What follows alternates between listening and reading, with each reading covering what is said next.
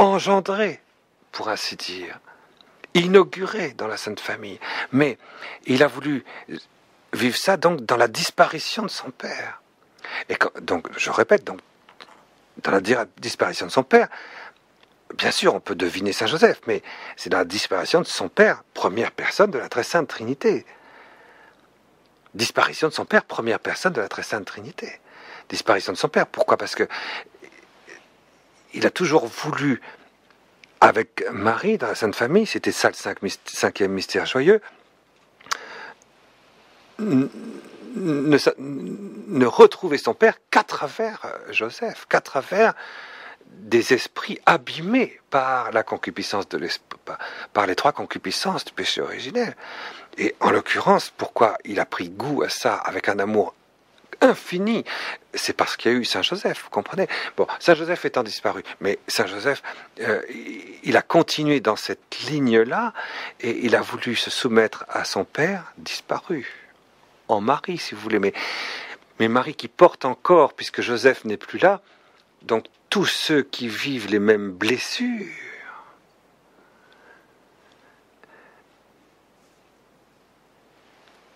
dans l'humanité, et qui ont un minimum d'humilité, qui ne murmurent pas. C'est pour ça que ceux qui murmurent ne risquent pas d'avoir jamais aucune rédemption, qui correspondent à ce mystère-là. Ceux qui murmurent, ça risque rien. Ils n'auront jamais aucune rédemption sur ce mystère-là. Et c'est embêtant, parce que c'est comme c'est le seul péché qui condamne ou qui justifie. Il vaut mieux quand même s'y mettre, quoi. Bon, mais ça c'est un autre problème. Donc c'est pas la contemplation du mystère. La contemplation du mystère, c'est que Jésus, il a voulu se soumettre dans une obéissance d'humiliation à un Père disparu. Et quand je dis son Père disparu, c'est la première personne de la Très Sainte Trinité.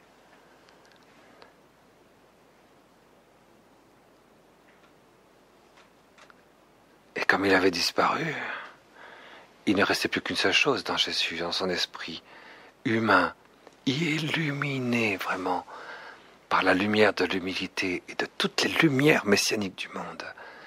Voir ce qu'était l'humanité. Elle était dans la disparition du Père. Et donc c'est normal qu'elle soit profondément humiliée. Et Jésus a vécu ça comme quelque chose de normal parce que, vous voyez, mais pour qu'il puisse vivre pleinement, sans tricher, si vous voulez, dans la clarté de cette disparition de Dieu le Père, il a fallu qu'il se passe quelque chose avec Marie, vous comprenez ça? Donc, il a fallu que quelque chose se passe avec Marie. Leur cœur, déjà, était soudé ensemble, si je puis dire. L'apparition du cœur, la flagellation, du point de vue de la sensibilité, du point de vue de l'affectivité. Mais maintenant, il va falloir que ce soit la contemplation, la contemplation, que ce soit la lumière née de la lumière, qui soit elle-même,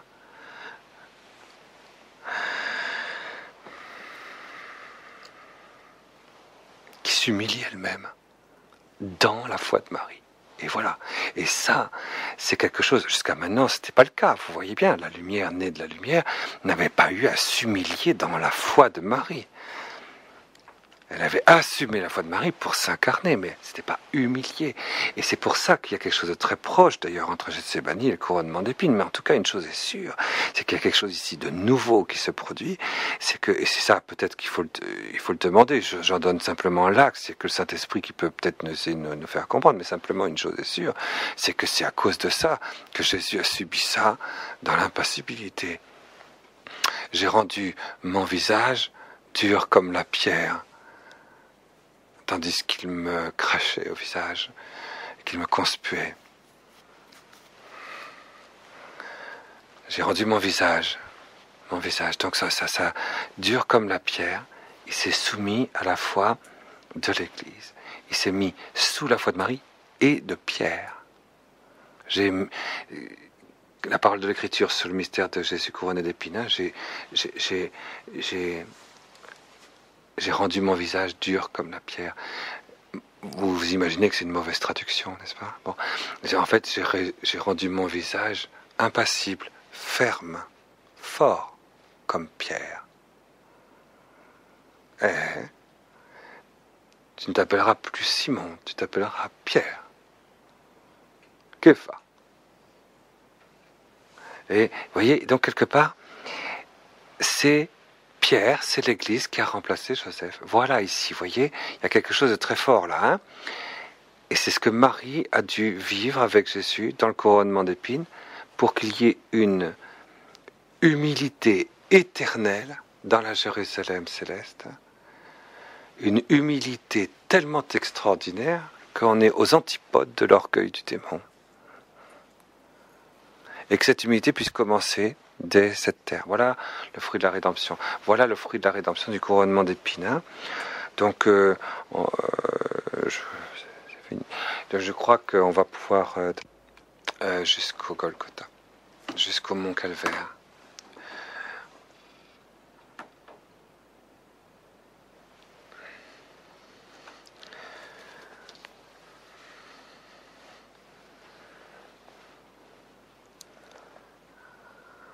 Demander au Saint-Esprit de nous aider à rentrer dans les profondeurs de ce qui s'est passé dans cette montée sur le sommet du crâne, sur le sommet du calvaire, qui est un tout petit sommet qui est à peu près à la même hauteur que Jérusalem. Le temple de Jérusalem est actuellement à 740 mètres de hauteur. Et le calvaire est à la même hauteur à peu près. Le Saint-Sépulcre, il y a un léger...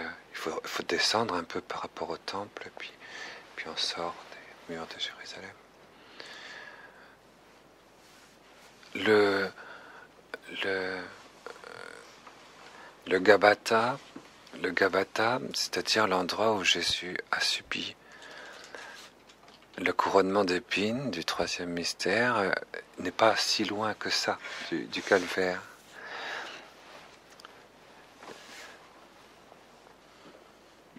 Et pas trop loin de la sortie, de la porte de Jérusalem. C'est bien que quand il faut peut-être un quart d'heure, 20 minutes, quoi, pour faire le chemin de croix à Jérusalem.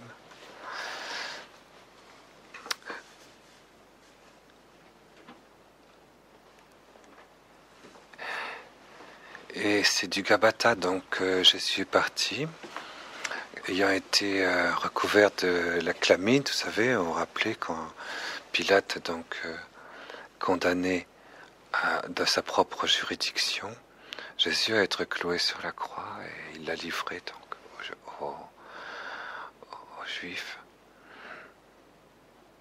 Alors du coup, on l'a retiré sa chlamyde, cette espèce de grande robe de fou, et on lui a redonné ses tuniques qui devaient être passablement souillées, quoi.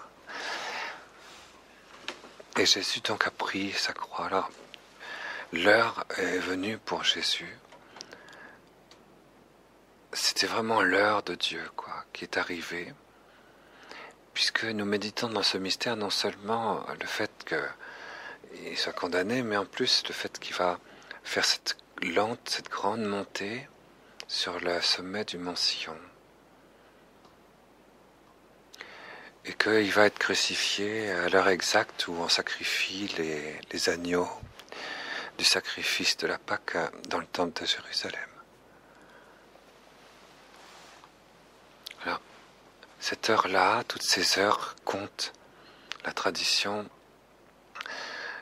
que pratiquement tout le monde fait remonter à Marie veut qu'on suive Jésus minute après minute dans tout ce qui s'est passé. Le chemin de croix, c'est ça. Le chemin de croix, c'est Marie qui, la toute première, avec toutes ses compagnes, a pris sur elle, indépendamment du fait qu'elle devait être une crucifiée conjointe avec Jésus de l'intérieur en même temps, et en plus elle devait être en même temps une sauvée conjointe, si je puis dire, et donc quelqu'un qui recueille le moindre instant et le moindre sang, le moindre goutte de sang qui coulait. C'est pour ça que les traditions font remonter à Marie ce qu'on appelle cette dévotion. C'est évidemment plus qu'une dévotion, parce que Marie, non seulement pendant toutes ces heures sombres, était lumineusement inscrite à l'intérieur de Jésus, de Dieu, dans sa chair livrée au tourment des démons et des pécheurs, et en même temps, elle était le début de l'Église qui recueille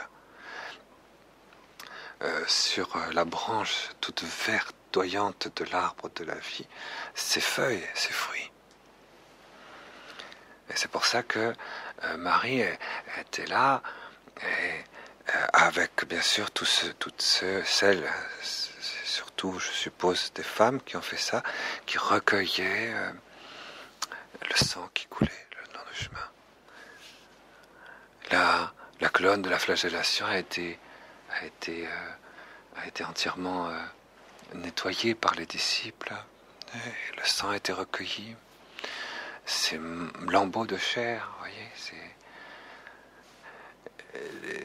partout où Jésus est passé, tous ces lieux ont été l'objet d'une vénération très grande et immédiate, vraiment immédiate. Ça a été la force de Marie, sûrement, qui a été triple au fond, puisque quelque part Marie, il a fallu qu'elle accompagne Jésus de l'intérieur pour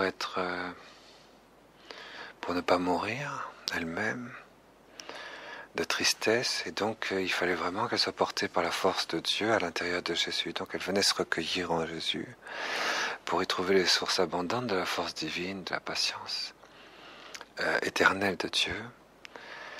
Il a fallu en même temps qu'elle soit toute compassion comme co-rédemptrice, et qu'elle rentre dans le mystère de compassion, et enfin aussi qu'elle soit en même temps le prototype parfait, comme dit le pape quand il introduit ces mystères du rosaire, le prototype parfait et immaculé et sans tache de toute l'Église de Jésus crucifié. Elle a eu un triple rôle simultané, quoi. Ces heures-là, bon, on peut les récapituler, il faut le savoir pratiquement par cœur. Il faut savoir par cœur, c'est l'heure est venue, Père, l'heure est venue. Glorifie ton Fils, pour que ton Fils te glorifie. Il y a eu la messe, il y a eu l'institution de l'Eucharistie. C'était vers 18h, il préparait la Pâque, à 19h, il mangeait l'agneau pascal. Jésus a lavé les pieds de ses disciples, il était 20h. À 21h, l'agonie a commencé à Gethsémani. Ça a été la première heure. À 22h, 10h du soir, l'agonie s'est amplifiée comme on l'a vu dans le premier mystère douloureux. Jusqu'à minuit. Pendant 3 heures, Jésus a agonisé. Avec tout ce que nous avons vu et tout ce que nous essayons de suivre à la manière de l'Immaculée, pour être comme des sources conjointes de la rédemption du monde et de la glorification éternelle de Dieu le Père, portée par la puissance vraiment du Saint-Esprit. Les flambeaux qui doivent brûler devant la face de Dieu le Père, à l'intime de Dieu le Père, sont ceux-là. Ils s'y préparent en suivant Jésus dans l'agonie. À minuit, Jésus est arrêté. Et ça a duré environ 1 heure. Pourquoi ? Parce qu'il y a eu des discussions, les gens sont tombés par terre, etc. Et à 1h du matin, il passait par les portes de Jérusalem après avoir s'être abreuvé dans les eaux du Cédron. Et puis, il est environ donc pas tout à fait 2 heures peut-être lorsqu'il est devant Caïphe. Anne d'abord, puis Caïphe. Voilà. Et Caïphe, à 3 heures du matin, l'a livré aux soldats. À 4 heures du matin, il est jeté dans une fosse. C'est là que Jésus est seul. Il fallait peut-être qu'il soit seul à l'heure où Judas se pendait. En tout cas, à 6 heures du matin, il est arraché de sa fosse, où pourtant il était encore livré à des archers et à leur traitement. Et c'est là qu'il passe devant le Sanhédrin. Ça, nous l'avons vu, vous voyez, qu'il passe devant le Sanhédrin, que là, il est condamné par le Sanhédrin parce qu'il proclame, avec la lumière d'un visage déjà déchiqueté par les coups, qu'il est le Fils unique de Dieu. Qu'il est le Dieu vivant, quoi. C'est toi-même qui l'a dit. Je le suis. Et vous verrez le Fils de l'homme venir dans toute sa gloire, sur les gloires du ciel. Alors ils se sont déchirés leurs manteaux. Ils n'ont pas supporté la lumière sortant de ce visage déjà déchiqueté, qui prouvait plus que la parole, la divinité du Messie. Ils sont détournés et ils ont laissé les soldats l'anéantir le plus possible. C'est ça qu'a fait le Sanhédrin, c'est ça qu'a fait Caïphe. Et puis après donc, il est passé de Pilate à Hérode, à Pilate, à la flagellation, à Pilate, et puis enfin au couronnement d'épines, entre 6 heures du matin, 7 heures du matin et 10 heures. Ce qui représente 10 heures de torture continuelle. Ils ne se sont pas arrêtés de torturer. Physiquement. Il n'y a peut-être eu un moment de répit d'1 heure, peut-être, quand il est dans le cachot, et encore, on n'en est pas sûr. On n'en est pas sûr du tout.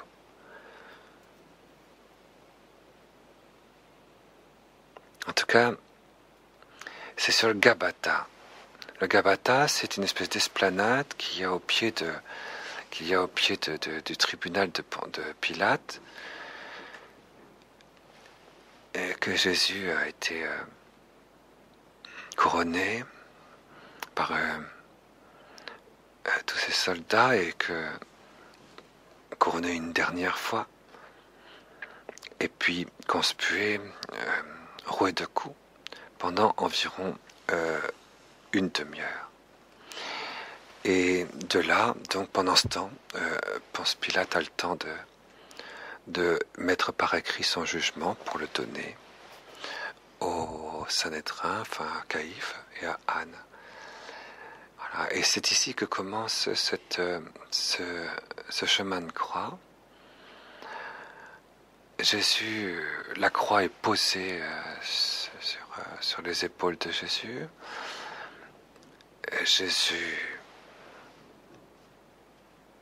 vous connaissez l'usage du prêtre lorsqu'il commence la messe, il embrasse d'abord l'autel.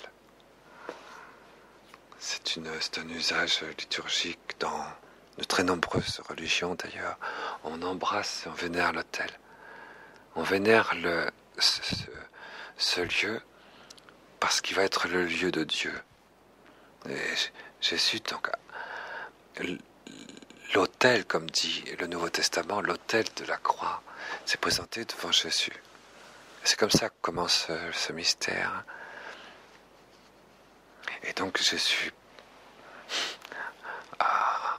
Marie, Jésus, nous aussi, l'Église embrasse l'autel de la croix. Embrasse. Et vous voyez tout ce que ça peut signifier d'embrasser un autel. C'est extraordinaire quand vous embrassez un autel, quand vous embrassez quelqu'un, mais avec toute la force que ça peut impliquer dans les heures dans les heures profondes d'une vie, avec toute l'intensité que ça peut représenter. On va embrasser l'autel. Et Jésus a fait ça. Et Jésus, à travers nous, à chaque fois, a fait ça. À chaque fois qu'il y a une croix, il y a un baiser, si vous voulez. Il y a un amour, il y a un désir, il y a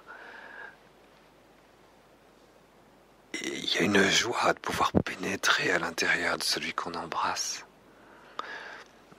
De pénétrer dedans l'intérieur de celui qu'on embrasse. Et c'est ça le baiser de la croix. Quelque part, la croix, Jésus va la porter, c'est sûr. Pourquoi ? Parce que nous, qui sommes pécheurs, dans la mesure où nous sommes impies, dans la mesure où il y a de l'impiété, c'est-à-dire dans la mesure où il n'y a aucun amour de Dieu notre Père, à ce moment-là, la croix sera écrasante sur nos épaules. Pourquoi ? Parce que on n'a pas d'amour à l'intérieur de nous pour Dieu. Pour celui qui a un amour très grand pour Dieu, la croix ne l'écrasera jamais. La croix, il rentrera dedans. La croix sera intérieure. Et c'est de l'intérieur de la croix qu'un baiser ardent le rendra libre. Tandis que nous qui sommes des impies, c'est-à-dire qui n'avons pas le don de piété, c'est-à-dire qui n'avons pas cet amour ardent qui pénètre dans l'intérieur de la première personne de la Très Sainte Trinité, dans l'intérieur de la paternité incréée de Dieu pour son Dieu vivant, pour le Dieu vivant qu'il est lui-même dans son Fils. Nous qui rejetons tous nos gestes, toutes nos pensées en dehors de ça, en dehors, alors à ce moment-là, la moindre croix va nous être écrasante. Elle va nous écraser, alors que la croix n'est pas faite pour écraser. La croix, elle est faite pour restaurer. Et en grec, le mot croix se dit stauros. La croix est faite pour restaurer. C'est une restauration à l'intérieur de Dieu. Et pour ça, il y a ce paradoxe, si vous voulez, il y a ce côté un petit peu terrible pour le côté vraiment athée qui est en nous, un non-amour qui est en nous, et qui fait qu'il y a une non-acceptation au fond de la croix. Parce que Jésus, lui, il embrasse la croix. Les chrétiens embrassent la croix. Jésus, à l'intérieur des membres vivants de son corps vivant, embrasse la croix. Dès que la croix est là, tout de suite, elle pénètre en eux. Il y a comme une ouverture par rapport à la croix. Les portes ne sont pas fermées. Les portes de Jérusalem se sont ouvertes pour la croix de Jésus. Et Jésus est sorti librement. Et quelque part, vous voyez, il y a dans la croix une porte. D'ailleurs, quand Saint Jean parle de Jésus, que Jésus est le Dieu fait souffrance, ou la souffrance faite chair, et quand Saint Jean veut exprimer ça dans la bouche de Jésus, il fait dire à Jésus, ego eimi, je suis, Dalet, la porte. Dalet, je suis la porte. Je suis la porte. Je suis la porte. Et pour lui, la porte, c'est la croix. La croix, c'est Dieu lui-même qui s'est fait porte, qui s'est fait ouverture, et qui s'est fait, c'est un chemin, vous voyez, mais qui est très court. Il faut passer dedans cette porte. Et cette porte, la croix, c'est Jésus lui-même. Du moins, Jésus, c'est l'humanité, et la croix, c'est cette souffrance qui s'est faite chair.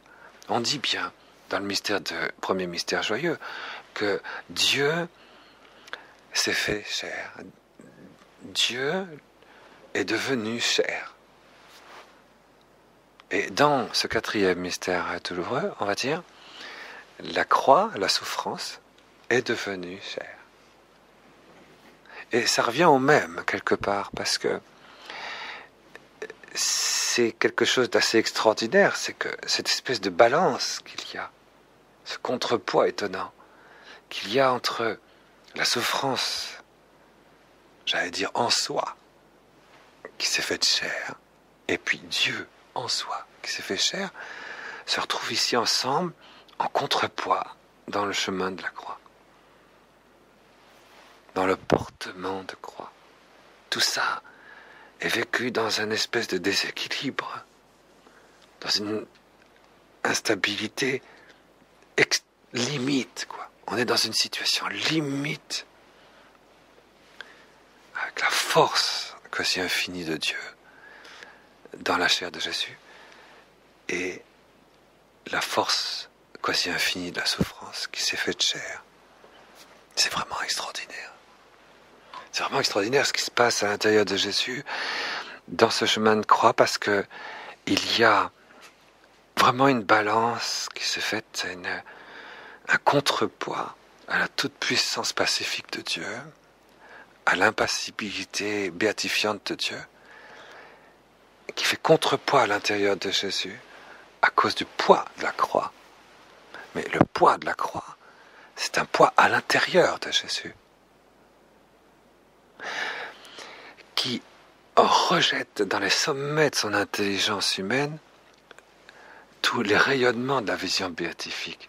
Il ne faut pas oublier une chose, c'est que quand Dieu a pris chair de la Vierge Marie,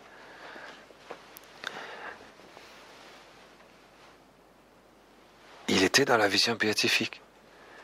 Quand il était enfant, quand il était adolescent, quand il avait sa pleine jeunesse, c'est dans cette pleine jeunesse qu'il a été récolté par le mystère de la croix. Alors à ce moment-là, il était dans la vision béatifique, mais je ne sais pas si nous comprenons ce que ça veut dire.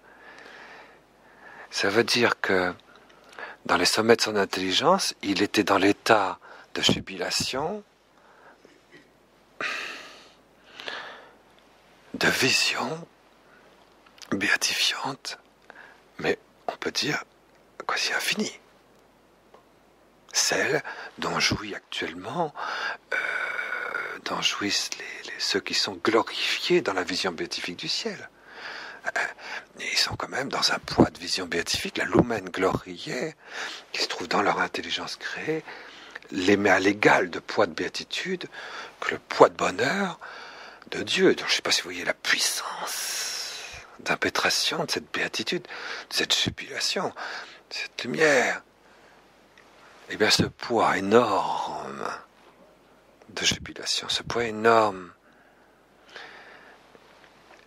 est, pour ainsi dire, contrebalancé à égalité par le poids de souffrance intérieure, surnaturelle de Jésus.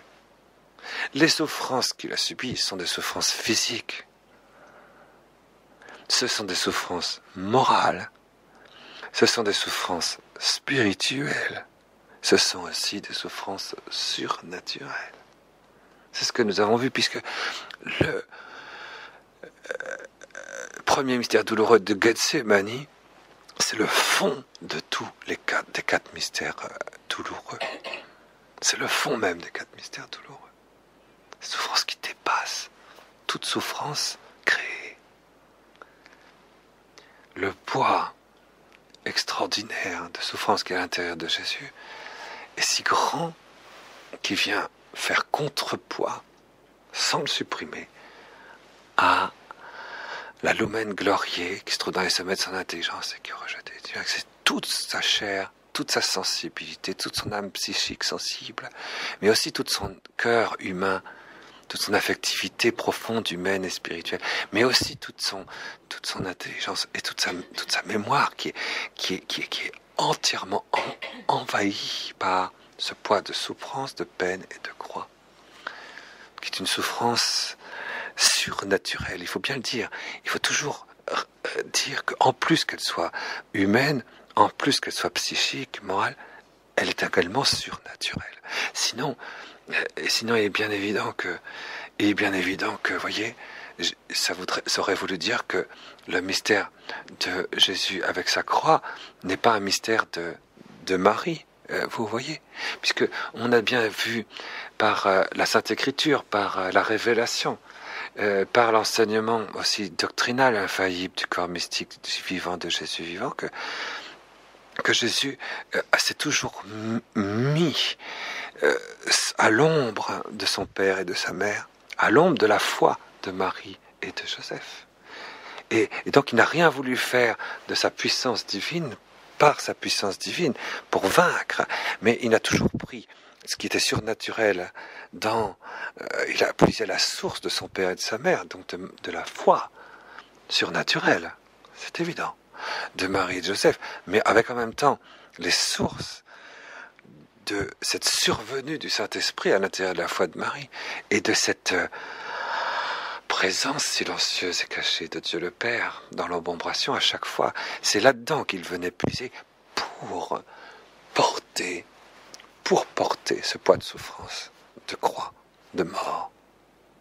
Et c'est pourquoi cette souffrance était puisée dans une force véritablement surnaturelle, mais qui venait de la foi. Jésus pouvait évidemment, bien sûr qu'il pouvait, il aurait pu. C'est peut-être une des choses de la tentation que le démon voulait lui faire accepter, au moins de temps en temps, au moins ne serait-ce qu'une seconde de temps en temps. Et il faut avouer que c'est une chose terrible, parce que c'est de dire, mais attends, prends donc un petit peu là, tu pourras souffrir encore plus facilement, disons. Ah non, Jésus n'a jamais pris. Bien qu'il eût pu le faire.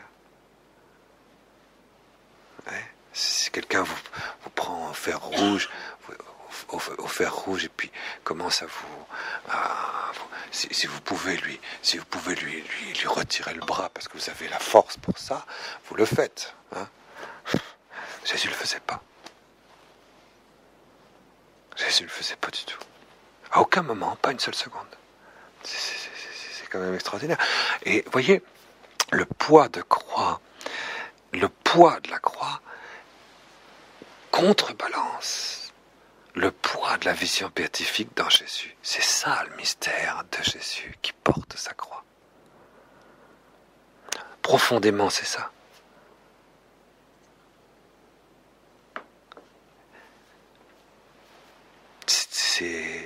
Si quelqu'un veut lire un jour un livre qui est vraiment un grand classique, c'est La Croix de Jésus du Père Chardon. C'est un dominicain du XVIIe siècle, je crois. Père Chardon, vraiment extraordinaire. C'est un très grand classique, mais en tout cas, c'est une chose extraordinaire que ce livre. Je serais désolé qu'il y ait des personnes parmi nous qui n'aient jamais lu le livre du Père Chardon, La Croix de Jésus. Ce serait incroyable, quoi. Mais en tout cas, une chose est sûre, c'est que toute la Sainte Écriture et toute la mystique, toute la doctrine de Jésus et de l'Église de Jésus, toute la doctrine des apôtres est inscrite dans ce livre pour expliciter ce que je viens de vous dire. Quand Jésus porte sa croix, c'est parce qu'il s'est fait croix pour nous. C'était nos souffrances qu'il portait. C'était nos péchés qu'il portait en lui-même sur le bois. Et nous croyons, nous qui avions pensé qu'il était broyé, anéanti, abandonné. Et non, c'est lui qui portait. Personne ne prend ma vie. C'est moi qui la donne. C'est l'amour de Jésus. Voilà pourquoi Jésus embrasse l'autel de la croix d'abord. Vous voyez, c'est la première station du chemin de croix. Jésus embrasse l'autel de la croix. Deuxième station, plus exactement, il est condamné à mort, première station. Deuxième station, il embrasse l'autel de la croix. Ça veut dire que c'est tout l'amour intérieur. Et Marie aussi. Bien sûr. Parce que Marie, comme dit le pape dans son petit livre sur le mystère du rosaire qu'il a écrit pour cette année, en disons donc ces 20 mystères du rosaire maintenant, de manière lumineuse et rédemptrice, alors il a dit, Marie, est une source de tous les mystères de Jésus, de tous les mystères de Dieu, mais une source conjointe. C'est une source conjointe. Ça veut dire qu'elle devient la source en étant dans la même vie que Jésus. Donc cette espèce de poids énorme va, lui, en Marie, écraser non pas le poids de gloire qu'elle n'a pas en elle, mais le poids d'amour, le poids d'amour qu'elle a pour Jésus en la mémoire de l'incarnation. Et aussi le poids de la lumière surnaturelle de la foi. Elle la rentre véritablement dans une foi qui désormais sera totalement ténébreuse, une nuit totale, surnaturelle de la foi. Pour que puisse se réaliser précisément le baiser de la croix. Le mariage spirituel. Oui, le chemin de croix commence au Gabata et se termine au Golgotha. C'est joli ça, hein? Ça fait partie de ces choses. Hein? Le Gabata. Alors, vous commencez à être habitué maintenant. Le Gabata. Gimel, Beit, Tav. En hébreu, hein, Gabata. Gimel, G, B, T, pour ceux qui ne connaissent pas ce que c'est la G, Gimel, Beit, le B, et le Tav. Et le Golgotha, vous voyez, le B du Gabata va être changé par le Lamed, le L du Golgotha. Ça, c'est extraordinaire, cette ascension intérieure, surnaturelle, de la révolution de la souffrance en Dieu, de la révolution de Dieu en la souffrance. Cette conversion, cette métanoïa de Dieu. C'est le Beit qui va laisser la place au Lamed. Gabata, ça vient d'une racine hébraïque qui veut dire le pavement, etc. Mais ça n'a aucun intérêt. Mais ça explique que c'est un espèce de pavement avec plein de pierres, quoi, comme des mosaïques par exemple. Un mosaïque, c'est un Gabata parce que c'est que des pierres éclatées, dispersées comme ça, brisées. C'est ça un Gabata. Mais en fait, ça vient de la racine de Gaba, qui veut dire, c'est un adjectif. Un Gaba en hébreu, ça veut dire orgueilleux. Et Jésus est allé, l'orgueil produit cette espèce d'éclatement, quoi. Quiconque est orgueilleux est susceptible pour un cheveu, quoi. Supporte pas la moindre marque. C'est ça, supporte pas. L'orgueilleux, c'est une passoire éclatée. C'est-à-dire, c'est terrible. C'est terrible d'être orgueilleux. Il faut beaucoup plaindre les orgueilleux. C'est-à-dire nous, hein. Passoire éclatée. Voilà, c'est ça, c'est Gabata. L'orgueilleux. Celui qui s'exalte, il ne se rend pas compte que si tu pousses trop ton souffle dans un ballon, il explose. Pouf. Alors ça donne un Gabata. Vous voyez ? Alors c'est l'orgueilleux. Et Jésus est couronné d'épines là. Ça, tant qu'on l'avait fait. Et puis là, il embrasse la croix. Et il va monter jusqu'au au lieu du calvaire. On dit ça en latin calvaire, calvarium. En grec, ça se dit crâne, en fait. Kranos. Je ne sais pas pourquoi en latin on a traduit par calvaire, parce que je ne vois pas très bien en quoi calvaire traduit le mot crâne. Kranos grec, bon, enfin, ça c'est un autre problème. Et en hébreu, Golgotha.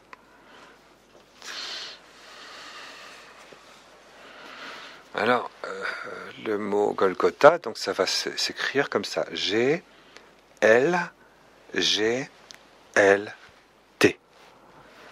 Gimel, Lamed, Gimel, Lamed, 2 fois, vous voyez. Et puis Tav. Alors, c'est intéressant à regarder parce que vous voyez, Gimel, on l'avait vu, Gimel, qu'on trouve dans le Gabata jusqu'au Golgotha, c'est la force. Mais une force vraiment venant de Dieu, quoi, d'amour.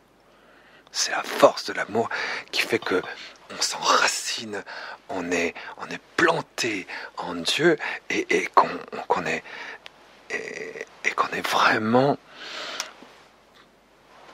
Toutes les forces de la mort sont en nous, vous voyez, toutes les forces inférieures. C'est l'amour est plus fort que la mort. Et l'amour nous fait pénétrer en Dieu. C'est l'amour dans toute sa force. C'est ça, le guimel. Mais attention, s'il n'y a plus d'amour, le guimel se transforme en orgueil. C'est-à-dire, je me dresse contre Dieu et je me lie aux enfers. Et guimel, c'est pour ça que c'est le Gabata qui commence. Mais la force de l'amour va faire que dans le Gabata, va tous s'intégrer complètement dans le Beit. Et dans le Beit, il y a cette idée, d'après Moïse, dans cette lettre, c'est par une Beit que commence toute la Bible. C'est cette première lettre de l'alphabet qui ouvre toute la Bible. La Bible commence par un Beit. Pourquoi ? Parce que Dieu n'a rien voulu faire, ni créer, ni commencer, ni en lui-même, ni à l'extérieur de lui-même, sans l'amour de l'époux et de l'épouse. Et le Beit, c'est ce creux qu'il y a entre l'époux et l'épouse, et avec une clôture de l'intimité qui sont cachés et qui abrite une ouverture à l'infini. C'est une demeure intérieure d'amour de l'époux et de l'épouse. C'est le Beit. Donc tout a commencé dans le Gabata, où l'orgueil a été écrasé par une force de l'amour entre Jésus et tous ceux qui, avec Marie, épousaient Jésus, dans cette ouverture à l'infini du Tav, de la croix, Gabata. Et à l'infini, dans cette ouverture intime, où on demeure, puisque le Beit c'est une demeurance intime, sponsale, ouverte à l'infini, dans la croix, mais non pas la croix comme ça, la croix qui, de l'intérieur, parfume toutes les intériorités divines et toutes les intériorités créées. Le He, Gabata. Voilà comment, si on prend lettre après lettre et qu'on compose le mot Gabata, voilà commence. Le chemin de croix commence comme ça. Voilà pourquoi le chemin de croix commençait par un baiser. Et ça se termine par un Golgotha, parce que comme le poids de la croix est si grand dans l'intérieur de Jésus, le poids de la croix est si grand par la médiation de l'intériorité de Jésus, qui se communique dans l'intériorité de Marie, est si grande à la nuit de la foi, qu'ils sont tous les deux, et ils vont aboutir bien sûr tous les deux à un arrêt, à une situation limite, qui fait que Jésus va mourir, qui fait que quelque part Marie va mourir avec lui. Et du coup, il ne restera plus que le regard de Dieu. Parce que l'Amed, c'est Dieu qui regarde. C'est Dieu qui nous aime en nous regardant. C'est Dieu qui aime toutes choses en les créant parce qu'il les voit. Et du coup, il les crée. Et ici, vous voyez, ça se dit, toute la force de l'amour de Dieu est désormais dans la vision de Dieu, Golgotha. Dans ce regard de Dieu qui nous regarde 2 fois, vous voyez, Golgotha. Attention, Golgotha, c'est dans l'évangile, tandis que le mot hébreu, c'est Goldet. Golgolet. Le vrai mot hébreu, c'est en araméen qu'on disait Golgotha. Golgoleth dans la Bible, en hébreu. Et ça, vous voyez, c'est extraordinaire parce qu'effectivement, la force de l'amour, où l'orgueil est vaincu, et il ne reste plus que l'effacement, se fait 2 fois. Vous voyez, Jésus et Marie, dans une seule croix. C'est pour ça qu'il y a Golgoleth. C'est extraordinaire parce qu'il y a toute la force de l'amour dans le corps mystique de Jésus et dans le corps mystique tout entier de Jésus. Et ça a commencé avec Jésus et Marie, vous voyez. C'est quand même extraordinaire. Et le tout dans le Tav, c'est-à-dire dans une croix qui parfume toute l'intimité de Dieu et toute l'intimité de la création. Voilà. Et bien c'est ce passage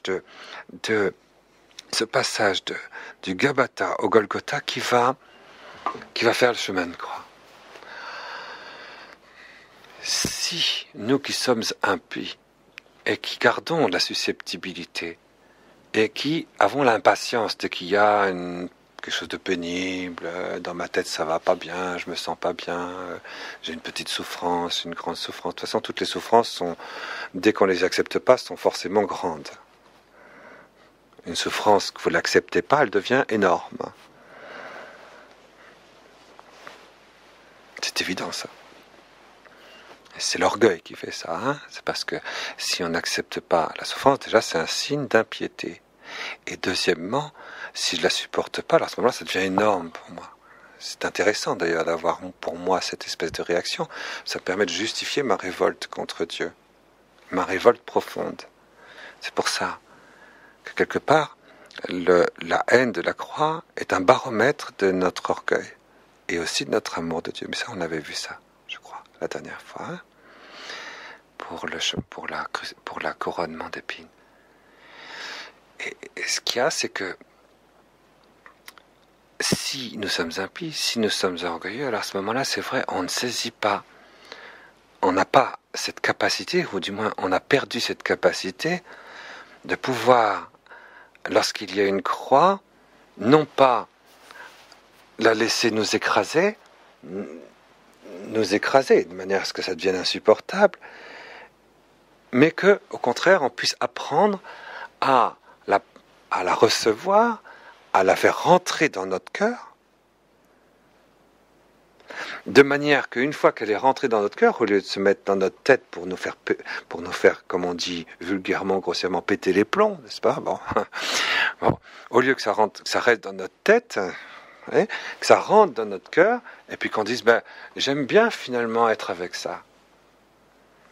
Et qu'il y ait un baiser, c'est-à-dire que je puisse rentrer à l'intérieur de cette croix, et que cette croix puisse rentrer à l'intérieur de moi avec de l'amour. Et que ça, pour moi, une occasion de racheter aussi, quelque part, mon orgueil.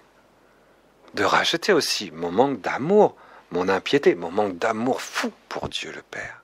Puisque je n'aime que moi, comprenez ? Quelqu'un qui dit je souffre beaucoup, c'est parce que c'est souvent à cause de ça, parce qu'il a perdu l'habitude de ne vivre que à la folie que de l'amour de Dieu. Il a perdu cette habitude, du coup, il est très très loin de cette habitude de la charité, de cette communion intime, profonde, lumineuse avec Dieu, avec les espaces infinis de l'amour, de la compassion et de la miséricorde de Dieu. Alors, dès qu'il y a par contre, vous voyez, il y a une petite souffrance qui vient. C'est pour ça qu'il faut habituer dans l'éducation des enfants. Il faut habituer même les animaux à souffrir un peu. Faut pas être des assassins, je suis tout à fait d'accord. Mais quand même, la souffrance, ça fait partie de la nature. Et ça fait partie de la nature. Et en plus, nous avons péché. Donc, normal que nous récoltions les fruits de nos fautes. Et en plus, nous sommes orgueilleux. Alors, il va falloir apprendre, et c'est ça la disposition pour comprendre le mystère du portement de la croix. La disposition, c'est quoi ? C'est qu'à chaque fois que nous avons une peine, que nous n'avons pas accepté de porter, une souffrance que nous n'avons pas accepté de porter. C'était peut-être il y a 5 ans, c'était peut-être la mort de mon enfant, c'était peut-être la trahison d'un ami. C'était peut-être tout ce que vous voulez. Vous voyez. J'ai pas accepté ça. Ou ça peut être une petite souffrance, hein. Une petite ou une grande, c'est pareil de toute façon. On peut s'entraîner avec les petites, c'est plus facile. Hein. Par exemple, j'ai perdu ma chienne. Elle est morte. Bon, c'est terrible, une souffrance affreuse, quoi. Hein, bon, mais par rapport à la perte d'un enfant qu'on aime énormément, c'est une petite souffrance de perdre sa chienne. Bon, mais on est tellement fusionnel avec sa chienne, vous comprenez que c'est difficile. Mais une petite souffrance. Dès qu'il y a une petite souffrance, ça ne doit pas être très compliqué. Prenez, tiens, une rage de dents. Voilà, une rage de dents, ça fait, mais j'ai mal en ce moment ici, mais c'est horrible, ça me bat les tempes, sans que ce soit une souffrance insupportable. Mais enfin, c'est pénible, j'ai vraiment mal. Vous prenez une arthrite, par exemple. Ça peut être une souffrance physique. Il faut s'entraîner, en tout cas, hein. Bon, si vous n'avez aucune souffrance, on peut en inventer une pour vous, si vous voulez. Hein. Si vous n'avez aucune souffrance, c'est pas compliqué. Vous mettez, par exemple, des cailloux bien pointus dans vos chaussures et vous marchez. Tu vois ? Vous verrez si vous avez pas mal. Alors, vous aurez mal comme ça un petit peu. Voilà. Bon. Ou alors, mettez-vous à genoux, les bras en croix. Vous verrez au bout d'une demi-heure. Une demi-heure, ça fait mal. Ça fait très mal. Alors, qu'est-ce que je fais avec une souffrance ? Bon, vous inquiétez pas, les souffrances, il y en a toujours, de toute façon. C'est pas la peine d'en inventer, il y en a toujours. Bon, alors, remarquez, la disposition pour rentrer dans l'intérieur de ce 4e mystère douloureux, c'est qu'à chaque fois qu'il y a une souffrance, soit passée, soit physique, soit morale, soit actuelle, soit inattendue, je vais la prendre, je vais m'ouvrir à cette souffrance, je vais l'accueillir, je vais l'embrasser, je vais l'aimer, je vais aimer cette souffrance. C'est-à-dire, je vais rentrer dans l'intérieur de cette souffrance, et cette souffrance va rentrer à l'intérieur de mon cœur pour ouvrir mon cœur à un amour plus grand. Et donc, il va y avoir une complicité entre cette souffrance et moi. Au lieu du coup qu'elle va m'écraser, elle va me grandir. Elle va être la nourriture de mon cœur. Comme c'est facile. Comme c'est facile à faire. Remarquez bien, je prends une souffrance, disons, pour éviter de tricher, si vous voulez. Une souffrance qui vraiment est terrible. Et je ne parle pas de souffrance qu'on a dans la tête. Hein. Souffrance psychologique, c'est nous qui les avons transformées en énormes trucs insupportables. Ça, la souffrance de la tête, c'est faire très attention. Il ne faut pas prendre ces souffrances-là, parce que ces souffrances-là, elles viennent de quelqu'un qui s'est bouclé dans son cœur, quoi. Donc ça, non. Pour l'instant, il ne faut pas prendre ça. Il faut prendre des souffrances vraies, objectivement insupportables. Objectivement, je dis bien, objectivement terrible. Ouais. Par exemple, une injustice, mais alors criante, quoi. Une injustice criante, quoi, mais affreuse, quoi. Et une injustice, mais profonde, et puis nos meilleurs amis enfin, toute ma vie brisée, quoi, parce que pour une calomnie, par exemple, hein. Et ma femme me quitte parce que soi-disant je l'ai trompée, alors que c'est pas vrai, quoi. Alors mes enfants, toutes, ouais, une vraie souffrance. Prenez une vraie souffrance. On en a tous, hein, une fois là, tous, on a eu une vraie souffrance, quoi. C'est vrai. Bon, alors à ce moment-là, il faut prendre une grande souffrance comme ça. Et au lieu que en y pensant, je peux pleurer un peu, c'est pas interdit du tout de pleurer un peu. Mais je vais, au lieu de porter cette souffrance et puis de revivre cet l'écrasement dans lequel ça m'a mis, cette espèce d'écrasement, au lieu de ça, je vais faire ce que je n'ai pas fait jusqu'à aujourd'hui, je vais la laisser rentrer à l'intérieur de moi, et au lieu que cette croix m'écrase, comme un espèce de meule écrase un matériau qui est plus mou qu'elle, n'est-ce pas ? Je vais la laisser rentrer à l'intérieur de moi. Bon.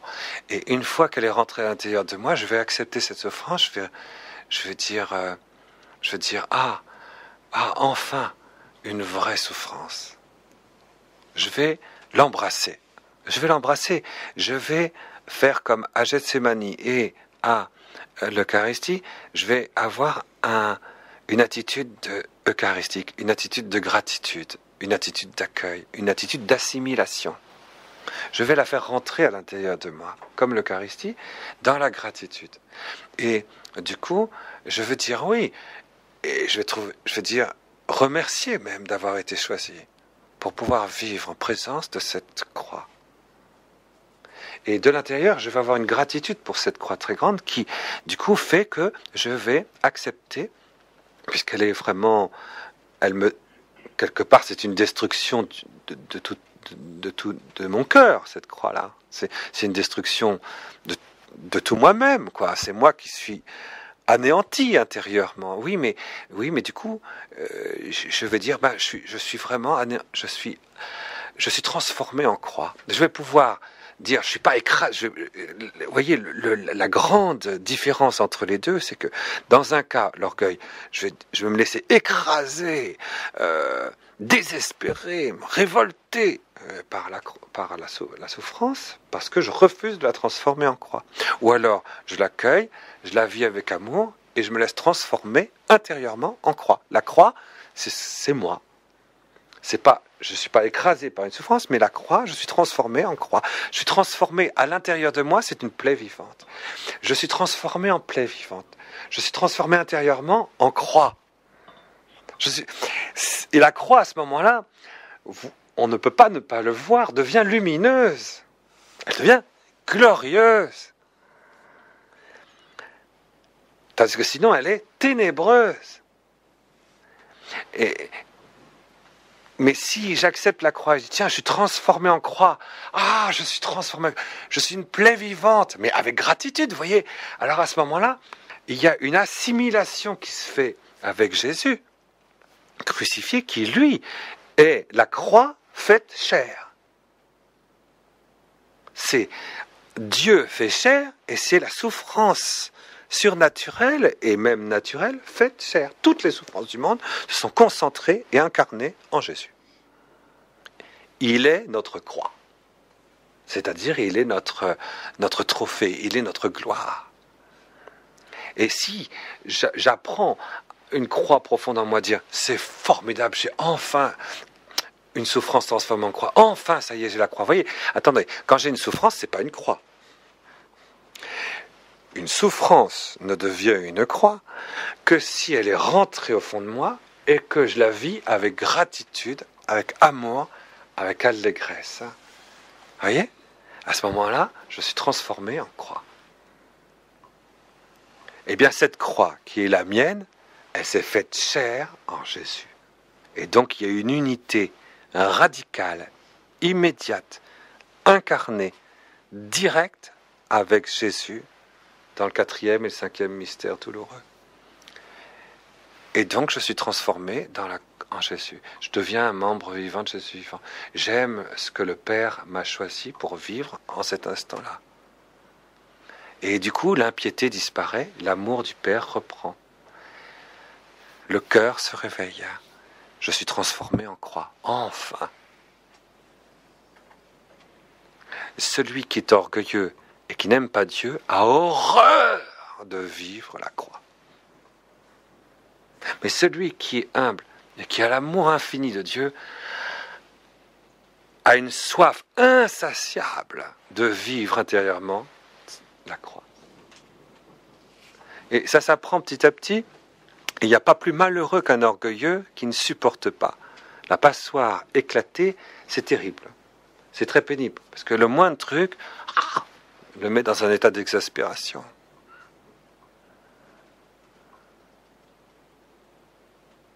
Et et de révolte, et de blasphème. Alors Jésus est venu nous apprendre à retrouver le cœur dans la vraie vie. Et il est monté comme ça, avec la croix sur les épaules, et dans la mesure où nous, qui sommes lié à lui par l'amour, par la grâce et pour la vie éternelle, dans la mesure où il y a quand même des choses que on ne veut pas accepter dans notre participation au mystère de la croix, alors à ce moment-là, dans cette mesure-là, il a accepté d'être écrasé, effectivement, physiquement, lui, par la croix. Et c'est pour ça qu'il a été, effectivement, ça a été très pénible, ça c'est sûr. Donc il y a eu un écrasement moral, il y a eu un écrasement humain, il y a eu un écrasement naturel, il y a eu un écrasement physique. Et donc il est tombé combien de fois je crois que c'est à Sainte Brigitte qu'il a dit, la souffrance la plus vive sur le point de vue de la douleur physique que j'ai éprouvée pendant ces 18 heures de torture, c'est quand j'ai porté la croix. C'est la douleur la plus vive. Ici, c'est la plaie de l'épaule. Ce qu'il dit à Sainte Brigitte. Il dit ça à plusieurs saints d'ailleurs. Que l'Église reconnaît comme... ça a été terrible. Au point de vue douleur aiguë. Et c'était évident que c'était normal, exsangue qu'il était, qu'il perdait connaissance. Et il s'écroulait, quoi. Sous le poids vive, une douleur aussi vive, aussi insupportable. Mais elle était évidemment significative d'une douleur surnaturelle, insupportable aussi. Vous voyez, c'est ça qu'il faut comprendre. Il faut comprendre aussi que l'Immaculée, donc dans sa foi, va apprendre à faire que son amour pour Jésus en arrive lui-même à être écrasé, anéanti et disparu. Et qu'il n'y ait plus que le regard de Dieu. Il n'y a même plus le support de l'amour mutuel, surnaturel, dans la mémoire surnaturelle de l'incarnation. Ça a disparu. Voilà, à mon sens, ce que signifie ce passage du Gimel Beit Tav au Gimel Lamed Tav. C'est que le mystère de Marie a été si loin dans la communion, elle a été transformée en croix elle-même, et que s'ils ont été soutenus dans la vie de leur mutuelle unité dans le mariage de la croix, c'est à cause d'un regard de Dieu, d'un regard éternel de Dieu qui s'est fait dans cette croix sur l'ensemble du corps mystique du Verbe de Dieu. Alors, Jésus a pris la croix, et alors là, évidemment, je ne peux pas ne pas dire, après avoir dit quelle est la disposition pour entrer dans le mystère. La disposition, c'est quand on a une souffrance, il faut apprendre. Regardez, vous n'en avez que pour 15 secondes à chaque fois, c'est facile. Hein. J'ai une souffrance, par exemple... Moi, par exemple, je me rappelle que j'avais perdu mon frère jumeau, donc... qui était mort, bon, par un miracle, c'est pas la peine de raconter ces histoires, mais en fait il est ressuscité après, bon, par un miracle. Bon. Mais n'empêche que pendant le moment où il était donc mort, bon, j'étais pas bien, quoi. Hein. C'est une litote de dire ça. Et bon, ben, aujourd'hui, je peux très bien, donc 30 ans après, vous voyez, dire voilà, je vais revivre ça. En le recevant, dire oh, je suis transformé en croix, mais avec gratitude, vous voyez. Je peux, 30 ans après, le revivre autrement. Vous voyez. On en a pour 15 secondes. Je peux aussi profiter d'un mal de tête, hein, pour m'entraîner, pour voir la porte d'entrée de la souffrance et sa transformation en croix, la métanoïa de l'orgueil. Envie divine, c'est la croix. C'est trop beau, c'est trop beau. Un mal de tête, ah, j'ai enfin une souffrance. Ah, c'est bien. Là, je peux pas dire je suis transformé en croix, malheureusement. Il faut une souffrance plus ardente, il faut une souffrance plus vive. Parce qu'il ne faut pas tricher non plus, parce que sinon ça devient psy, quoi. Hein. Alors, je prends un tout petit truc, je me pince, vous voyez, comme ça. Ah, je transforme. Ah, non, on ne peut pas rigoler avec ça quand même. Mais une vraie souffrance, hein. Voilà. Non, parce qu'il y a des mysticos, je vous assure, quelquefois. Bon. Alors, bon. tiens, ma chienne qui est malheureuse, et tout ça, je suis transformé en croix. Bon, alors, vraiment, c'est vrai, écoutez, bon, donc il faut faire quand même attention, il ne faut pas se moquer de Dieu, ni se moquer de nous-mêmes. C'est ça la disposition, c'est faire ces exercices de transformation de nos souffrances en croix. À ce moment-là, il faut savoir qu'il y a une union avec Jésus qui se fait, puisque toutes nos souffrances, concrètement, elles se sont incarnées en lui dans ces instants-là. Donc je suis lié à lui de l'intérieur pendant qu'il porte sa croix. C'est très simple. C'est une gratitude à ce moment-là. J'ai été choisi pour vivre en la présence de Jésus crucifié. Le baptême fait ça. Le baptême fait que nous sommes incorporés à Jésus crucifié. C'est-à-dire ce qui est à l'intérieur, vivant et amoureux de notre corps, est vivant et il ne vit que quand il vit dans l'intérieur de la crucifixion intérieure de Jésus.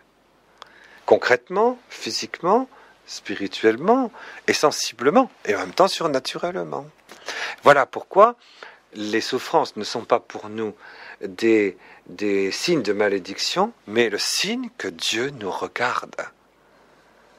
On passe du Gabata au Golgotha.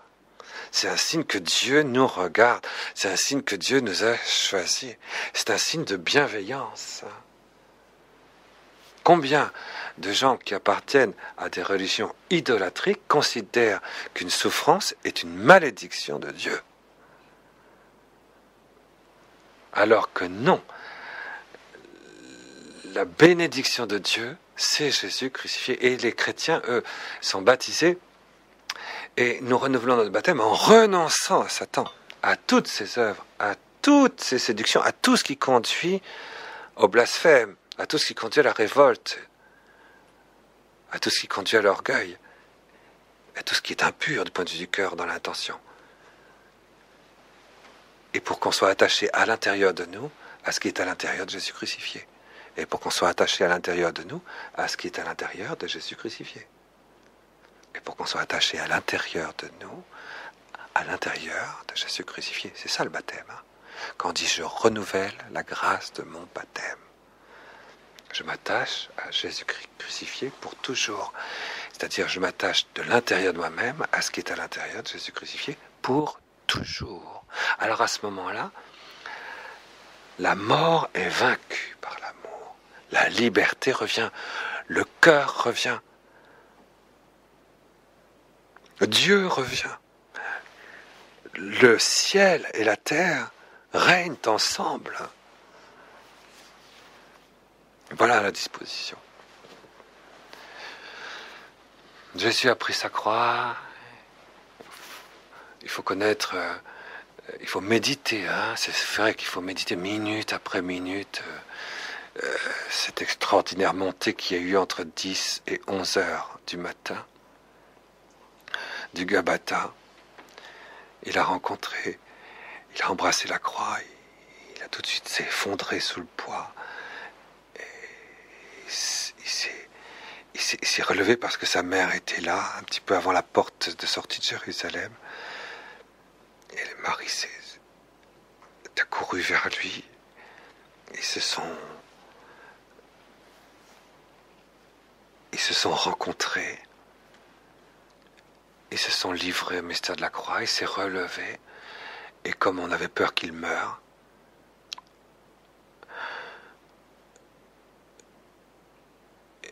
on a pris quelqu'un qui venait de la ville, qui s'appelait Simon de Cyrène, et qui lui a porté un morceau de la croix. Et qu'il a porté avec lui, c'était le père de Rufus et d'Alexandre. Comme le dit l'évangile de Saint Matthieu, je crois. Le père de Rufus et d'Alexandre. Et il a porté cet homme qui a porté la croix avec Jésus, nous représente un petit peu. Et on va suivre Jésus. Véronique, qui était la femme de Chouza, qui était la femme d'un des grands prêtres, un des princes des prêtres, et qui était disciple de Jésus. C'est est venu avec un linge tout rempli de... pour consoler Jésus, pour lui demander pardon. Et Jésus s'est laissé, et c'est lui-même qui aurait pris ce linge de sa main gauche et l'aurait appliqué sur lui comme ça. Et il avait la croix avec l'autre main. Et il l'aurait appliqué, puis elle serait repartie avec ce linge. Et donc ce linge est vénéré aujourd'hui. Vous savez qu'il y a le visage de Jésus.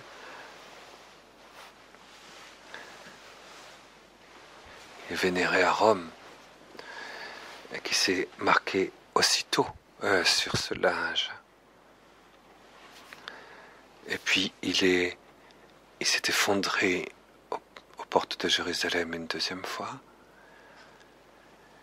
Et là, il y avait des femmes qui pleuraient, je ne sais pas si vous voyez le spectacle, ces femmes qui se tordaient les mains, qui pleuraient, c'est horrible, qu'est-ce qu'on lui fait, etc. Et Jésus s'arrête auprès de ces femmes. Enfin, est-ce qu'il avait la permission de s'arrêter? Il n'avait pas la permission de s'arrêter. Vous savez, il était cerclé comme le voulaient les règlements de cette époque par une espèce de ceinture, et il était tiré comme ça à droite et à gauche en plus, quoi, avec des trucs, enfin, c'était pas drôle, hein. Je préfère pas décrire ces choses-là. C'est tellement pénible que j'aime pas trop décrire, mais c'est horrible ce qu'il lui faisait. Donc, bon, bref, à un moment donné, il y a ces femmes qui sont là, qui crient, qui pleurent, Alors Jésus s'arrête, et il est en train de sortir de Jérusalem, et il dit, ne pleurez pas sur moi, ne pleurez pas sur moi, pleurez plutôt sur vous, et sur ce que vous engendrez. Sur vos enfants, on traduit quelquefois. C'est l'intérieur qui compte. C'est Jésus, vous voyez, qui dit, voyez, dans le chemin de croix, il faut vraiment pleurer sur ce que vous n'engendrez, sur ce que vous n'engendrez pas. Parce que bientôt on dira, bienheureuses les femmes stériles. Jérusalem, tu n'as pas entendu ma voix, j'ai tellement souvent. Et alors Jésus disant ces paroles, tellement souvent j'ai voulu te prendre comme une poule te prend sous ses ailes. Et tu n'as pas voulu. Alors on dira dans ces jours-là, et c'est les pères de l'Église qui disent que quand Jésus disait dans ces jours-là, il parlait de la destruction de Jérusalem. On dira, heureuses les femmes stériles, heureuses les femmes qui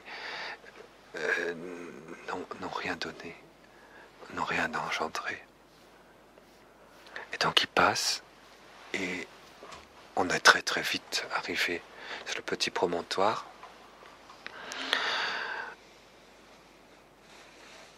Et Galles, ça veut dire d'ailleurs promontoire, hein. Golgotha, ça vient de Galles. Et là, donc il est 11h quand Jésus est placé là. Alors, qu'est-ce qui va se passer? On va monter la croix, de sorte que ça prendra probablement une demi-heure, 3/4 d'heure. Et puis on va le clouer sur la croix avant midi, carrément avant midi, parce que ça a été assez long. Là, je tiens à vous signaler que dans le chemin de croix, on vénère le moment où, avant de le clouer sur la croix, on lui arrache tous ses vêtements et on le met à nouveau tout nu. Et c'est par une prière, par un geste, sans doute de la Vierge, que finalement on arrive à accepter qu'il soit recouvert au niveau donc du bassin. On va le clouer sur la croix. Comme il dit à Sainte Brigitte, avec des gros clous émoussés. C'est-à-dire que la croix n'était même pas pointue, les clous. Et comme il a expliqué lui-même à Sainte Brigitte, quand on a planté la croix, c'est passé de l'autre côté, et il y avait des morceaux de chair qui étaient de l'autre côté du battant de la croix. C'était charmant, quoi. Ça fait c'est à l'endroit, vous savez, où passent tous les nerfs. Hein. C'est un supplice terrible, hein. Ça c'est évident. Hein. C'est le supplice de la croix. Donc c'est au moment même, et le sang donc est répandu sur l'autel. Donc c'est sur l'autel. Donc au moment où on met Jésus sur l'autel de la croix et qu'on le fixe, et qu'on l'immole, c'est forcément à l'heure de l'immolation, qui est juste avant midi, de l'agneau immolé dans le temple de Jérusalem. Donc on sait exactement l'heure. D'ailleurs, les saints évangiles nous disent aussi l'heure. Donc il faut savoir que c'est vers midi moins le quart. Alors à midi, les ténèbres se sont faites sur toute la terre. Le soleil s'est obscurci. Le soleil n'a plus rien donné de sa lumière.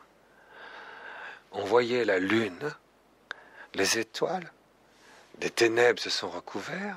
Ça a été une panique effrayante, évidemment, dans tout Jérusalem, mais il y a des témoignages historiques qui montrent que des ténèbres semblables ont eu lieu dans d'autres endroits, au Liban, à Tyr, à Sidon, à Rome et ailleurs. Bon. Et une chose, et Jésus a commencé à dire cette première parole, mon Dieu, pardonne-leur, Père, parce qu'ils ne savent pas ce qu'ils font. Et Jésus va donner ces 7 paroles sur la croix. Alors à midi, les ténèbres se sont faites sur toute la terre. Le soleil s'est obscurci. Le soleil n'a plus rien donné de sa lumière. On voyait la lune, les étoiles, des ténèbres se sont recouverts. Ça a été une panique effrayante, évidemment, dans tout Jérusalem, mais il y a des témoignages historiques qui montrent que des ténèbres semblables ont eu lieu dans d'autres endroits, au Liban, à Tyr, à Sidon, à Rome et ailleurs. Bon. Et une chose, et Jésus a commencé à dire cette première parole, mon Dieu, pardonne-leur, Père, parce qu'ils ne savent pas ce qu'ils font. Et Jésus va donner ces 7 paroles sur la croix.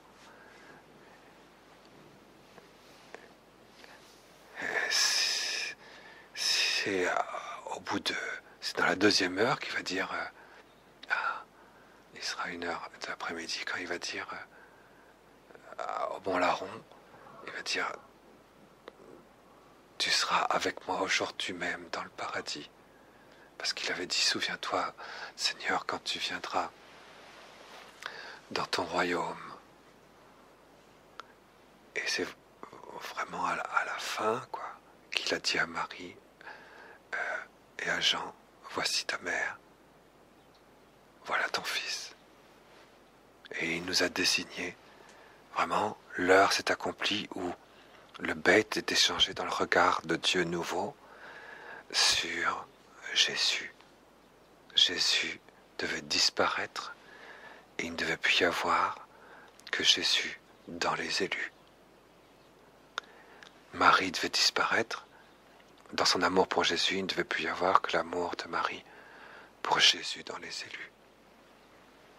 Alors le Golgotha s'est accompli et Jésus a dit « j'ai soif ».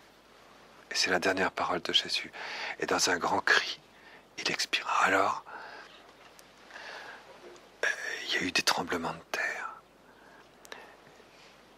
Et quand le soldat a vu, qui était un spécialiste de la croix, de la mort, du supplice, c'est un expert, quand il a vu comment Jésus est mort, dans ce cri, il a dit ça c'est impossible. Il dit ça c'est Dieu. Pourtant c'était un païen qui n'en avait rien à faire de Jésus. Mais quand il a vu comment Jésus est mort, il dit ça c'est Dieu. C'est Dieu. Parce que il n'est pas mort d'une mort naturelle. C'est lui qui est mort. On ne l'a pas fait mourir, on aurait voulu. Mais c'est lui qui a arraché son âme humaine hors de son corps par l'amour pour le Père. Et c'est son amour pour le Père, dans l'amour infini de la croix, qui a arraché son âme hors de son corps.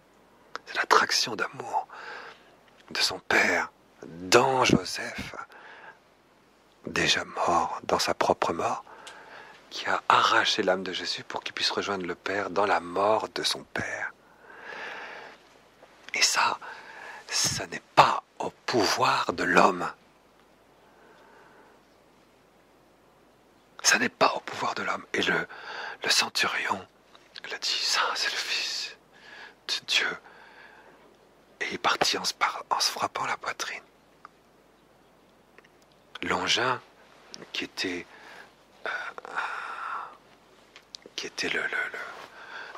qui du coup était resté le commandant, hein, puisque ce centurion est parti. Il ne restait plus que Longin. Longin, ça devait être le sous-chef, quoi. Mais c'était, je sais pas, une centaine, une cinquantaine, je sais pas très bien combien, je me rappelle plus, je devrais le savoir. Mais enfin, et à un moment, donc Longin, donc puisqu'il est mort vers 3h30, à 3h, vers 3h30, il est venu avec une lance et vous savez, il lui a ouvert le côté par un coup de lance. Tout ça pour vous dire que simplement, le chemin de la croix se termine comme ça, par le coup de lance. Jésus à 4h est descendu de la croix, déposé dans les bras de la Vierge. À 4h, on le met dans un tombeau et dans un suaire. À 5h, le tombeau est fermé. À 6h, plus personne ne doit bouger à Jérusalem, c'est le sabbat. Mais pendant que Jésus est mort, à l'instant où Jésus meurt, les colonnes du temple, qui sont énormes, il y avait une colonne de marbre blanc, fissurée de veines rouges, et puis une autre colonne plutôt rougeâtre, qui tenait le passage entre le Kadesh du Beit HaMikdash, c'est-à-dire le saint du temple, et le Kadesh HaKadesh, c'est-à-dire le saint des saints du temple. Et un énorme rideau très épais barrait le passage où strictement personne ne pouvait même voir ce qu'il y avait dans le Saint des Saints, sauf le grand prêtre tiré au sort chaque année au jour de Hoshana Rabbah, qui rentrait une fois l'an dans le Saint des Saints. Voyez ? Or, les prophéties de l'Écriture disaient que lorsque le rideau du temple se déchirera en deux, il n'y aura plus jamais de sacrifice dans le temple du peuple de Dieu. C'était inscrit dans la Torah, c'était inscrit dans les préceptes, c'était inscrit dans les prophéties. Et effectivement, quand Jésus est mort, à l'instant où il est mort, un tremblement de terre énorme a eu lieu. Ces deux colonnes gigantesques se sont secouées et ont tiré sur le rideau et l'ont déchiré en deux. De sorte que le Saint des Saints a été visible pour tout le monde. Le sacrifice du temple a été arrêté, évidemment. Et depuis cette année-là, plus jamais dans l'histoire d'Israël, plus jamais, le sacrifice n'aura été présenté dans le temple. Pourtant, le temple a été détruit 60 ans plus tard, en l'an 90. Les Juifs savaient.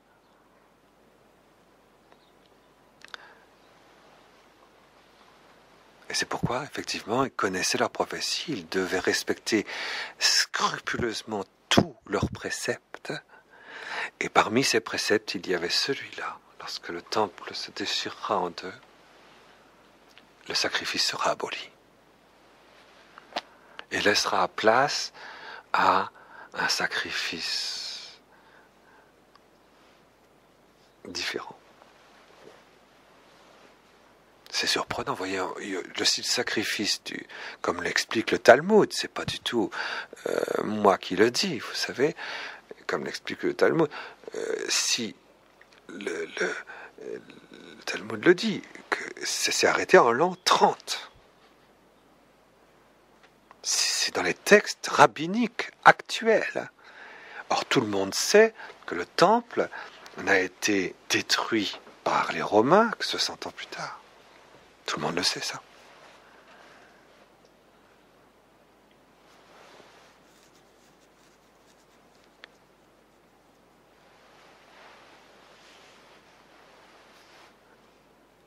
C'est pour savoir que l'orgueil religieux, lorsqu'il se laisse inspirer par la haine de Dieu, persévère jusqu'au bout. Continue à respecter les règles religieuses, tout en persévérant dans l'orgueil et la haine de Dieu. Ce qui a abattu, si je puis dire, la vertu de religion, à un degré très inférieur à la vertu surnaturelle de charité et à la vertu de la foi. La foi est venue écraser la loi. Et ce n'est pas Jésus qui, par ce mystère quatrième du mystère douloureux, a écrasé la loi. Il est venu accomplir la loi. C'est le Sanhédrin qui a écrasé la loi en la mettant en dessous de la foi, parce qu'ils n'ont pas voulu conjoindre la foi avec la loi.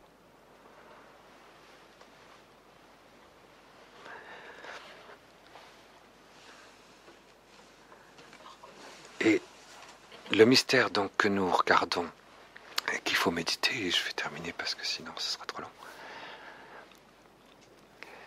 Il faut bien sûr demander à Jésus, à l'Esprit Saint, de nous faire comprendre comment l'Immaculée a été avec Jésus jusqu'à cette disparition de leur mutuel amour sous le poids étonnant de leur mutuelle crucifixion, parce qu'il est bien évident que ce que le démon vise, c'est l'amour. Et pendant qu'il y avait ce spectacle extérieur terrible, le démon se livrait à l'amour surnaturel de l'homme et de la femme, dans la subsistance du Messie et du Verbe. Et c'est ça qu'ils ont porté, c'est ça qu'ils ont accepté, et c'est ce oui qui a triomphé au ciel, et qui a permis précisément l'abolition du sacrifice ancien et le sacrifice éternel du monde nouveau. Le sacrifice de l'amour. Dieu nous regarde 2 fois. Golgotha. Gulgolette. Il nous regarde 2 fois. Gimel, Lamed, Gimel, Lamed, Tav. À travers la croix, tout est recréé. Le ciel est revenu. Dieu nous regarde à travers la croix, comme si nous étions Dieu lui-même. Et nous sommes, si nous recevons de l'intérieur, si nous portons de l'intérieur le mystère de la croix, nous devenons effectivement Dieu lui-même par participation dans la chair. Et à ce moment-là, le règne de Dieu est au milieu de nous. Et il n'y a pas d'autre voie que la Via Crucis. Il n'y a pas d'autre voie que la Via Crucis. Quelqu'un qui dirait, moi, je veux l'aimer à condition de ne pas souffrir, à condition de ne pas avoir de problème, à condition d'être bien dans ma tête, à condition que ma chienne aille bien. C'est pas la peine d'y penser. Elles ne peuvent pas aller au ciel. Elles ne peuvent pas aller au ciel. C'est impossible.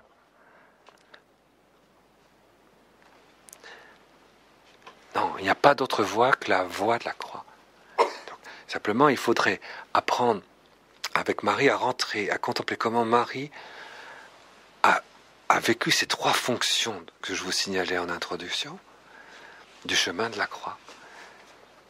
Elle est devenue la mère de la croix glorieuse. Elle est devenue la mère de l'Église glorifiée. La mère du corps mystique de Jésus. Tout rempli de lumière. Toute souffrance transformée en croix, c'est-à-dire transformée en lumière du ciel et de la terre. C'est vraiment extraordinaire ce qui s'est passé là. Alors à ce moment-là, par un décret de l'amour de Dieu, d'une vision divine nouvelle sur Marie, Jésus est venu se transcrire, s'implanter en elle. Jésus est venu vivre dans ses élus. Jésus est venu vivre vraiment dans la chair surnaturelle de ses élus. Et un régime nouveau a commencé. Un régime d'amour nouveau a commencé. Une vie nouvelle de Jésus a commencé. C'est ce que nous verrons dans le 5e mystère douloureux.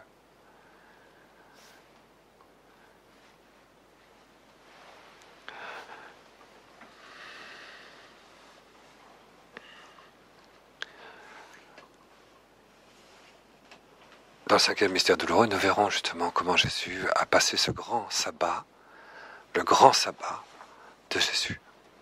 Ce samedi saint, quoi. En fait, qui a commencé au fond, ce sabbat qui a commencé avec la blessure du cœur, quoi. Et comment ce sabbat a commencé? Quand vraiment le détachement a été total. Et vraiment, il faudrait demander ça. Comment ce qui s'est passé? Il faudrait demander aussi comment Marie a vécu au moment où Jésus a dit « Femme, voici ton fils, voici à nous, voici ta mère ». Et quand Jésus a lancé ce cri de soif, et puis qu'il a eu soif que tout se passe à l'intérieur de Marie et de nous avec Marie. Et c'est ce cri de soif qui lui a donné la force de s'arracher. Et contempler ça, et contempler comment à ce moment-là Marie a tout de suite dit oui. Elle n'a pas dit qu'est-ce que c'est dur, oh là là, qu'est-ce que j'en ai, etc. Vous comprenez? Elle a été choisie. Et vraiment, elle a vécu la croix comme une gratitude, dans une foi aveugle, dans une foi ardente, dans une foi universelle, dans une foi traversant de gratitude, on peut dire vraiment pour nous, pour Dieu le Père, pour Dieu le Fils, pour Dieu le Saint-Esprit, pour Dieu Jésus crucifié, une gratitude tellement immense qu'elle a permis à Jésus de s'arracher et de descendre dans les limbes. Ça, c'est quand même extraordinaire de comprendre ce oui nouveau de Marie, et qu'est-ce qui s'est passé dans ce oui nouveau de Marie comme supervenue du Saint-Esprit en elle, et comme nuit totale de cette demeurance à l'intérieur de Jésus crucifié, de Jésus incarné, pour une nouvelle demeurance dans Jésus incarné.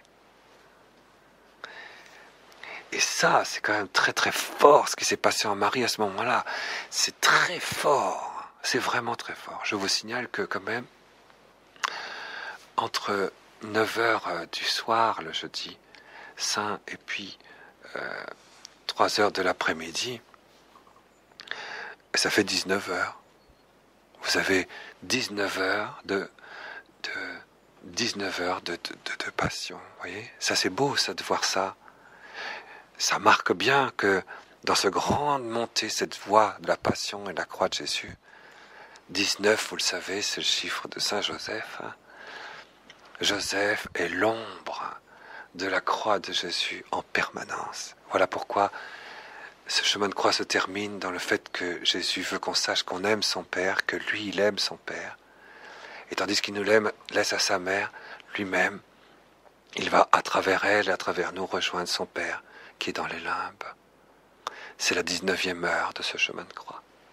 Il ne faudra pas oublier ça non plus, que les lieux de la mort ont été illuminés par la lumière libérante de l'amour humble, mais infini de la croix. Ça, c'est la gratitude de Jésus vis-à-vis de son Père. La réponse de l'humilité éternelle et divine à l'humilité surnaturelle de Joseph. Alors à ce moment-là, nous avons un Père, nous avons une mère, et nous sommes nous-mêmes le Fils de Dieu le Père. Il faut aimer faire le chemin de croix. Faire le chemin de croix, c'est important. Je me rappelle que quand j'étais à Paris, à midi, on travaillait dur, vous savez, parce qu'il fallait se lever à 7h du matin, on prenait des sandwichs,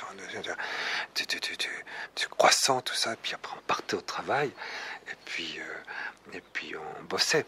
Et puis à midi, il y avait on avait une heure de libre. Alors tous ceux qui travaillaient dans les environs de la place de l'Étoile, vous voyez, des Champs-Élysées et tout, on allait vite à midi, on courait, on était une quinzaine, on courait, il y a la banque, l'autre ici, l'autre là, on courait à Saint-Pierre-de-Chaillot, on courait là, et on faisait le chemin de croix, de midi et quart Non, c'est pas vrai ce que je dis. À midi et quart, il y avait la messe. Donc il y avait une messe et le prêtre était super. Il disait la messe en 20 minutes. Bon. Donc parce que moi, ça dure là. Donc, et c'était la messe en 20 minutes, comme ça. Après la messe, on faisait ensemble le chemin de croix. Donc, ça prenait, disons, l'ensemble prenait 3/4 d'heure. Et avec ces 3/4 d'heure, après, on allait prendre un sandwich. Et on se racontait les lumières qu'on avait eues à chaque station pour comprendre de l'intérieur ce qu'il y avait eu dans chaque station du chemin de croix. Et on passait toute ma vie de professionnel à Paris comme ça, moi. Chaque midi, il y avait le chemin de croix. Et on s'échangeait les secrets de lumière de la croix. Et puis après, on repartait travailler. Il était 2 heures. On avait pris 2 heures, quoi. Enfin, 2 heures, malgré, c'était pas bien vu de prendre 2 heures, mais enfin, on essayait de prendre 1h30, quoi. 1h30, 2 heures, quelquefois, ça dépend. Bon. Oui. Et puis après, comme ça, on montrait du zèle, et puis on prenait 1 heure de plus le soir pour travailler. Voyez. Mais c'est beau de voir que notre travail est lié au travail de la croix.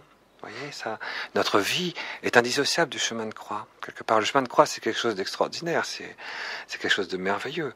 Pour que Marie, vous voyez, non seulement ait vécu ça de manière si forte, mais en plus de ça, qu'elle est aussitôt, on peut dire, aussitôt instituée, si je puis dire, cette tradition, le jour même du chemin de croix, en repassant, en revivant chaque instant, en ramassant le sang de Jésus, et en réincarnant ce qu'il avait vécu pour tous les élus de tous les temps. C'est donc que pour elle, c'était très important, le chemin de la croix. C'est pas une simple dévotion, quelque part, voyez. C'est éternel, le chemin de la croix. Voilà, bon, nous demandons dans ce mystère la grâce de la patience. Et de la vie sans limite, de la lumière intérieure, dans toute sa force. C'est ce que nous demandons comme fruit en disant la dizaine de ce mystère. Je vous salue Marie, pleine de grâce. Le Seigneur est avec vous. Vous êtes bénie entre toutes les femmes, et Jésus, le fruit de vos entrailles, est béni. Sainte Marie, Mère de Dieu, priez pour nous pauvres pécheurs, maintenant et à l'heure de notre mort. Amen.